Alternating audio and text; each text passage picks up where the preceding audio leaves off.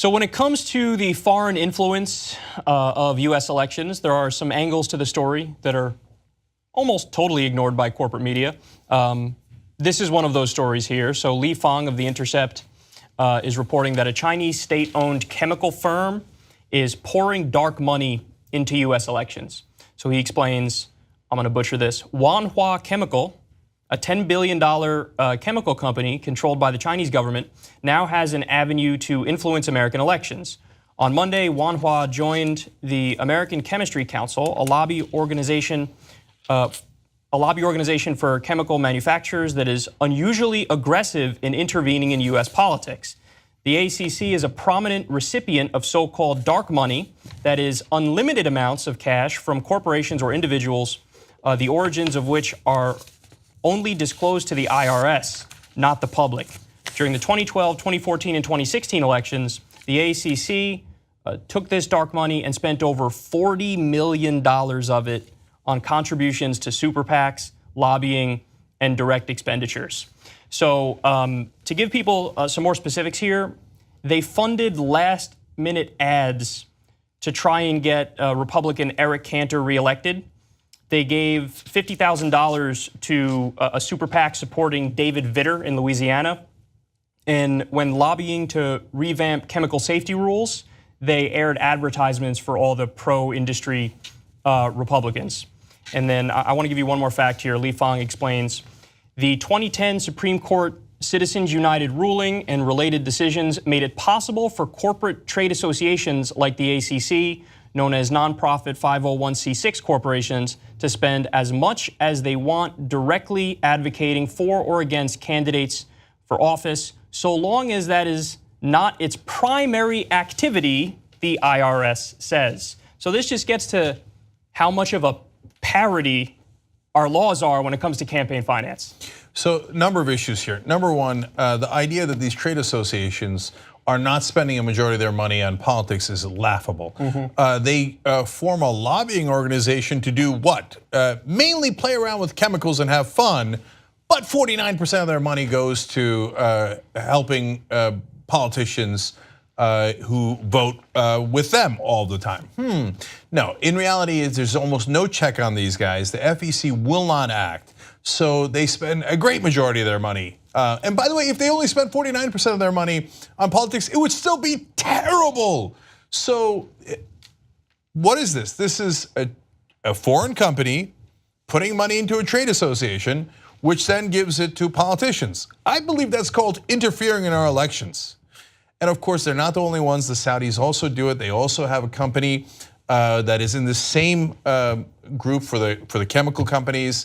They also join that trade group. They also give money. Now, there's a second rule that says, oh, you're supposed to take the foreign money, like the Saudis and the Chinese money, and make sure that you don't spend that on the elections. Number one, again, no one checks. Number two, it's dark money, so you don't really know where it's coming from. The only people who know is the IRS, but the IRS has been completely neutered, so we can't even find out where's the money coming from and where is it going to. And so it's some excellent reporting by The Intercept here to even find out that these groups have joined this lobbying organization. And then, and even if it were all on the level and they took the Saudi money or the Chinese money, and let's say they take 10 million to make up a number, right? Then they say, oh, I'm not spending that on the elections, but lucky me, that freed up $10 million I had over here to spend on the elections. So this is all a giant shell game. Yeah. I love how the Supreme Court tries to argue, well, yeah, foreign money, you can't allow that into the election because if you do, that's obviously corruption because they're paying for something in return, favorable policies. But if Wall Street and Big Pharma and the for-profit insurance companies and the oil industry and all these other groups spend money on the election, well, that's totally fine. And that's not only not corruption, it's not even the appearance of corruption, according to the Supreme Court. So it really is like, this is honestly laughable. Like, and if there was a Martian that came down and you tried to explain the logic to them of our campaign finance laws, they'd be like, that's the dumbest thing I've ever heard. It makes absolutely no sense. So we're gonna do a poll in a second about Russia, and I want you guys to vote, and that's really important. So I'm gonna connect it back to that in a second. One more egregious thing about this, and then I wanna expand on what Kyle said. So the FEC is broken down into 3 Democrats and 3 Republicans. So the Democrats have said, hey, look, it looks like foreign money is coming in. Forget Russia, from the Chinese and from all of these other business interests into the country and affecting politics. And the Republicans went, yeah, whatever, man. They're mainly giving it to us. We vote no. So they voted at the FEC to do nothing about it, even though it is clearly foreign money interfering in our elections. But just like Mitch McConnell during the 2016 election, he's like, wait, which side is it going to?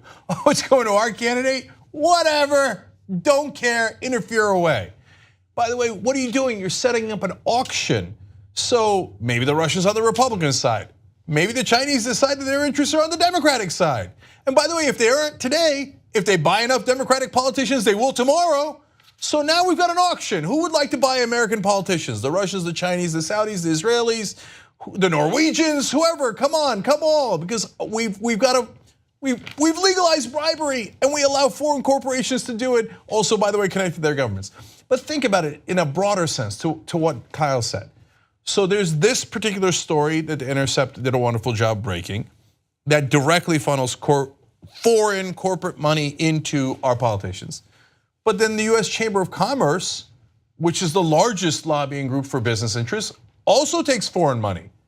So all those guys who brag about, Chamber of Commerce supports me, you're partly saying the Saudi Chamber of Commerce supports you. And then think about the third layer of it, which is, well, all public corporations are multinational by definition because they have foreign shareholders, they have domestic shareholders and foreign shareholders. They have domestic and foreign executives, they have domestic and foreign board members. So how are they an American corporation? And the last loophole is hilarious. If a company like this, and they have actually done this particular company, comes in and they're wholly owned outside the country and even maybe by their governments, as some of them are, but they set up a subsidiary in America, then they get to do whatever they want. They're like, oh no, that's now an American corporation because you set up a shell subsidiary in Delaware. So all of our campaign jokes are a joke. All these foreign countries and companies are buying us nonstop. Yeah, and final point I want to make on this is, look at the difference between mainstream media on issues like this and what we're doing right now. Because the degree to which they don't think about, care about, talk about the influence from Saudi Arabia and Israel in particular, because they tend to have the most influence on the US government. But I mean, we just gave over $100 billion weapons deal to Saudi Arabia. They lobby in the US nonstop for stuff like that. Trump registered 8 new businesses in Saudi Arabia when he was on the campaign trail. He took $270,000 from them, from top Saudi officials, at one of his hotels after he had been elected president. I mean, and they don't talk about it in any way. And it's like, okay, well, thank you for leaving the door wide open for independent new media to step in, point out the most obvious thing in the world, and then it's sad. It's the most pathetic thing I've ever seen. Well, they are multinational corporations, so why were they pointing out? They're in the club, exactly. That's they're right. in the club. They're friends with the politicians. And this literally affects them. So our poll question, who interfered in US elections more? A, Russia, B, multinational corporations. Now you could vote at tytnetwork.com/interference. That link will be really easy to click on in the description box below on YouTube as well, and in the comment section on Facebook. But look, obviously we're proving a point here. But if you think, but a lot of Democrats might vote Russia, I don't know. Now, I believe I have a lot of credibility on this issue because I think Russia did interfere in our elections. Kyle and I have argued about the severity of that interference. You should check that out on TYT interviews or Secular Talk. A lot of views, by the way. Yeah, but I think Russia did interfere, and I think that's terrible. But is it at the same level as multinational corporations that systematically buy all of our politicians in every election? That's the biggest no-brainer in the world. Yeah.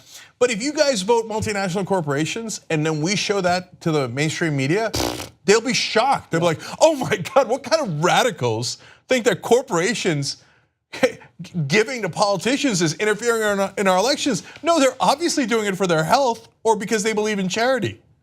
I mean, they believe in insanity. They believe in insanity. They give money to corporations, give money to politicians. Why? To buy them, because they get a return on investment. So if you care about Russia, as I do, in the interference, or you don't care about it, or you don't think it's important, it doesn't matter. The much larger issue is that we've allowed for wholesale bribery of all of our politicians. Yeah. By the way, if you want to stop that, wolf-pac.com. Go there now, we'll put that link down below as well. Fight to get money out of politics for everybody. What you just watched was one of the videos that we do today, but we actually do a whole 2-hour show every single day. It's a podcast, you could watch it in video or listen to it as audio. You can download it, you can stream it, and you get it completely ad-free if you could become a member of the Young Turks. TYTnetwork.com/join.